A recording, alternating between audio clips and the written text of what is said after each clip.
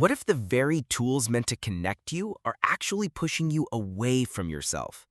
What if the constant need for external likes and validation is drowning out your own quiet intuition? And what if all this opportunity has left you utterly paralyzed? We have access to everything, yet so many of us feel more lost than ever. We're drowning in filtered realities, curated experiences, and endless streams of information, each demanding your attention, promising happiness. But what if these are just detours, leading you further from you? What if convenience has killed your ability to really engage, to truly think? This isn't just about tech. It's about a massive shift in how you relate to yourself, to others, to reality itself. It's about recognizing a subtle force reshaping your inner world, often without you even realizing it. Get ready for a total reset, a clear look at how your mind works now, and a journey to reclaim your own power. We're talking about the paradox of amplification. Think Arthur Schopenhauer, but supercharged for today. He said we have this fundamental will, a constant striving. Satisfy one desire and 10 more pop up. It's a never-ending cycle. The paradox of amplification is this. Our modern world, with its technologies and social systems, is amplifying that striving, that desire, making that cycle way more intense. And that's leading to more suffering, more unease. This isn't a new diagnosis, it's an old truth on steroids. Why does this matter now? Because of the digital age. Social media? Algorithms designed to hook you. They learn your desires, your curiosities, your insecurities, and then flood you with exactly what feeds them. Every notification, every feed, every ad is an act of amplification, a whisper of satisfaction that often screams into more wanting. Information overload makes you feel inadequate. You see what everyone else is doing, achieving, experiencing, and your life feels less. It feels this constant low-grade dissatisfaction. These platforms don't just offer choices, they present an overwhelming, amplified buffet of possibilities, making choosing itself an anxiety-inducing nightmare. This paradox is sneaky. It's not just about wanting more stuff, it's about how we want and how our world caters and cranks up that wanting. Remember when you wanted a book? Now it's the endless scroll of potential books, each promising a better story, a deeper insight, a limited time offer. Or wanting a real connection, which morphed into wanting the constant validation of likes and comments, amplifying your need for approval. This creates a loop. The more amplified desires you see, the more your own will gets stimulated. You seek out these amplified experiences, getting trapped. Satisfaction is always just out of reach, perpetually deferred. The truth? The very things meant to offer more are conditioning you to want more, amplifying that fundamental human condition of striving. Picture your inner world as a vast ancient forest. Your desires are like streams, naturally flowing, carving gentle paths. For ages it was like that. Now introduce the amplifier. It's not natural, it's man-made. Think powerful pumps and channels designed to blast and magnify every single stream.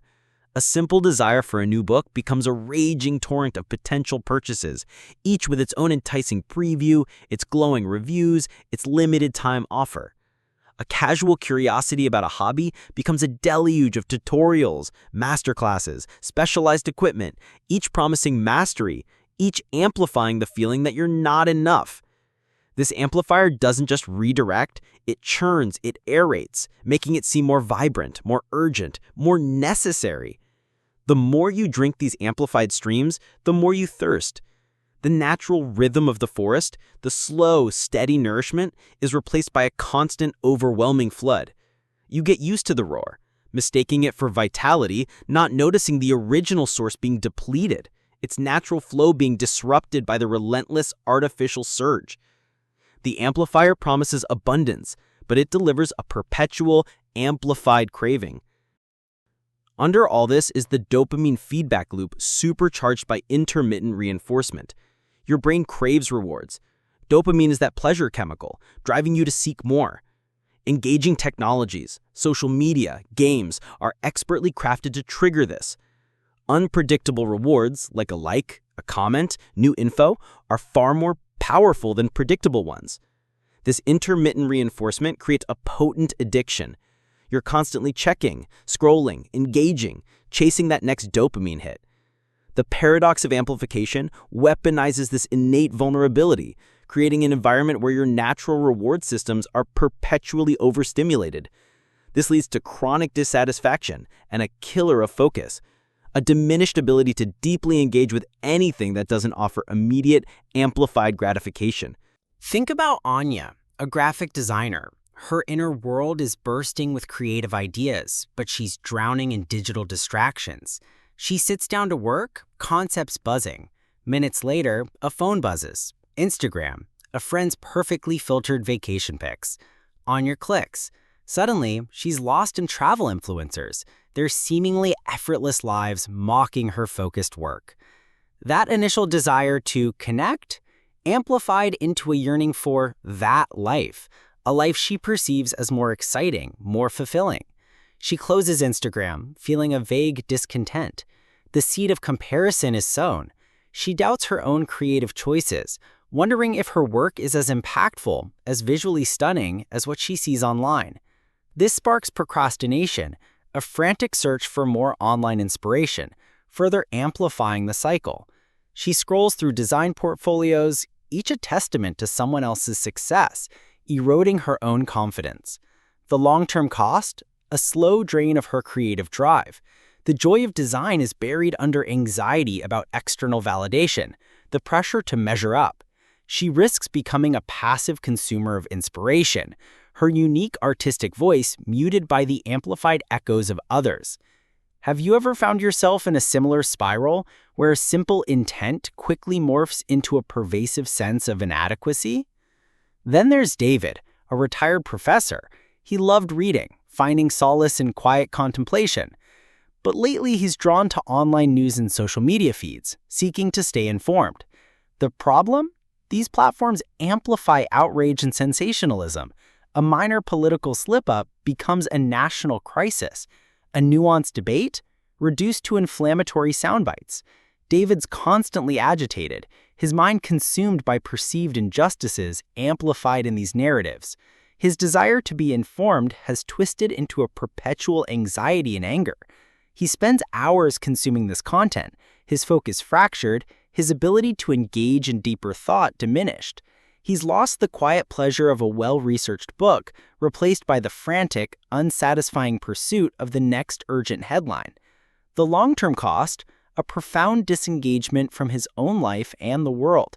He feels overwhelmed and powerless, his mental energy drained by the constant barrage of amplified negativity. This leaves him with little capacity for genuine connection or growth.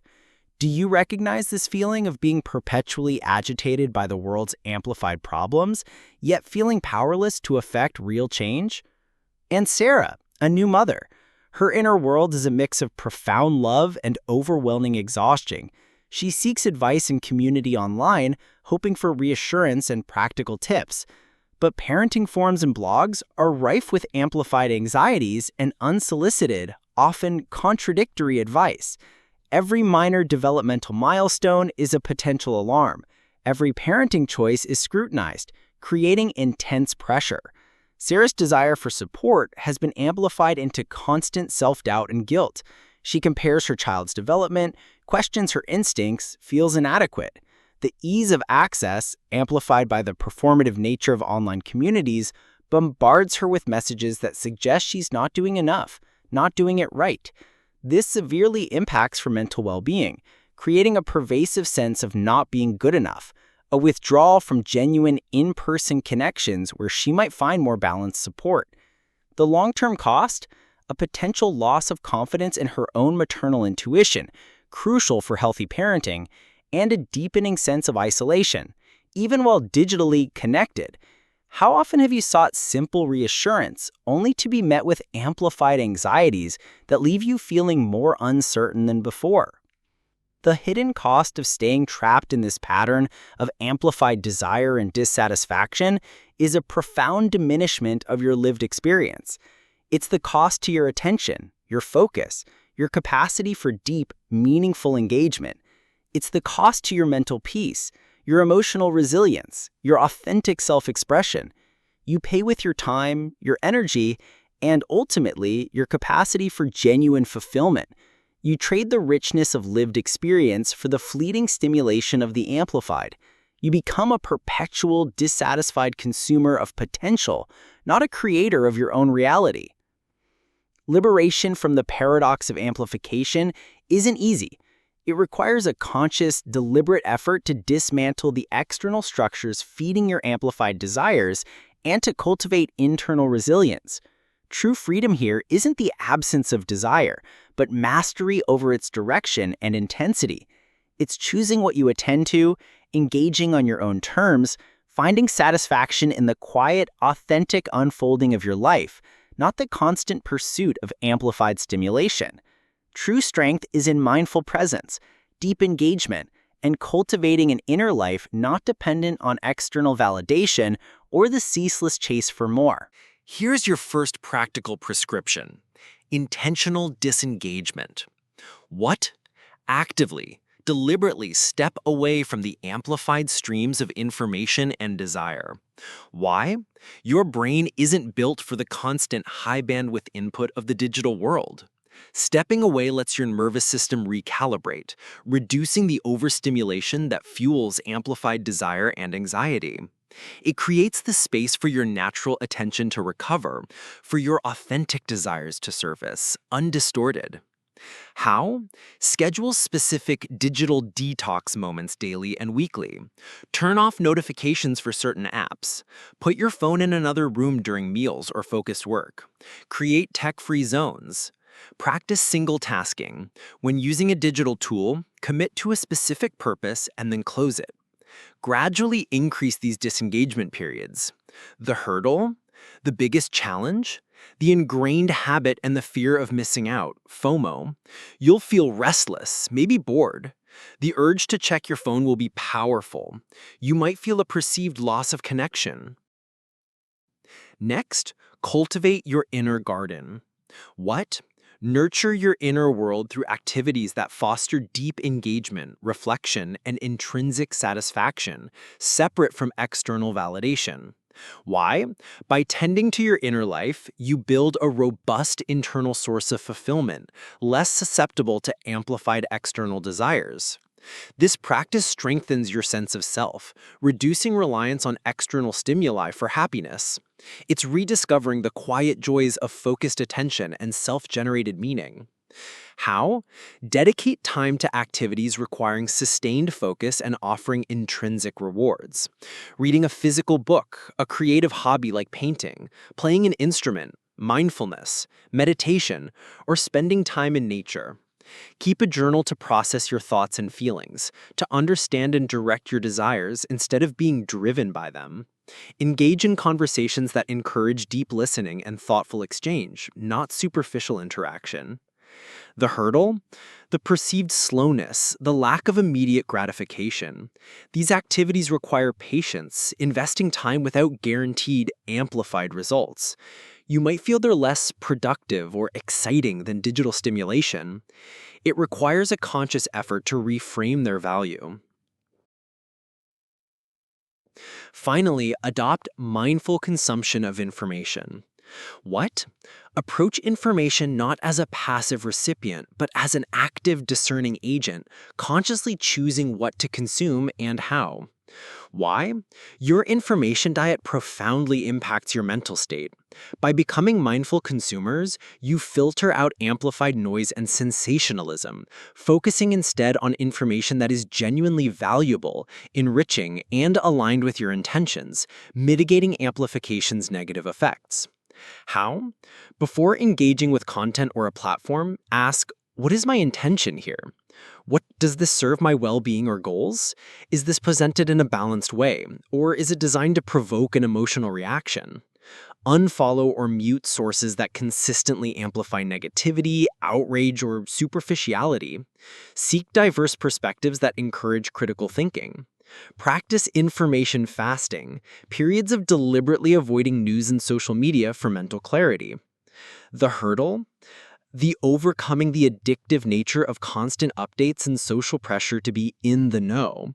It requires constant vigilance against falling back into passive consumption. You might feel detached from current events, which can be uncomfortable. You'll need to actively resist the urge to engage with sensationalized content. The difficulty you'll face adopting these principles isn't a sign of failure. It's a testament to the power of the amplified systems you're working against. Every moment you choose intentional disengagement, cultivate your inner garden, or practice mindful consumption, you are actively resisting a pervasive cultural force. This struggle is the signal of your growth, the friction that polishes the stone of your inner resilience. Embrace the discomfort. It's the precursor to genuine liberation. So, we've explored the profound paradox of amplification, how the very tools designed to offer us more are amplifying our innate desires and anxieties, leading us away from satisfaction and towards perpetual wanting. Now you face a fundamental choice. Will you keep being swept along by amplified external stimulation? Or will you consciously choose to navigate your inner landscape, cultivating a life of intention, depth, and authentic fulfillment? The power to recalibrate, to reclaim your attention, to find contentment within yourself, it's already within your grasp.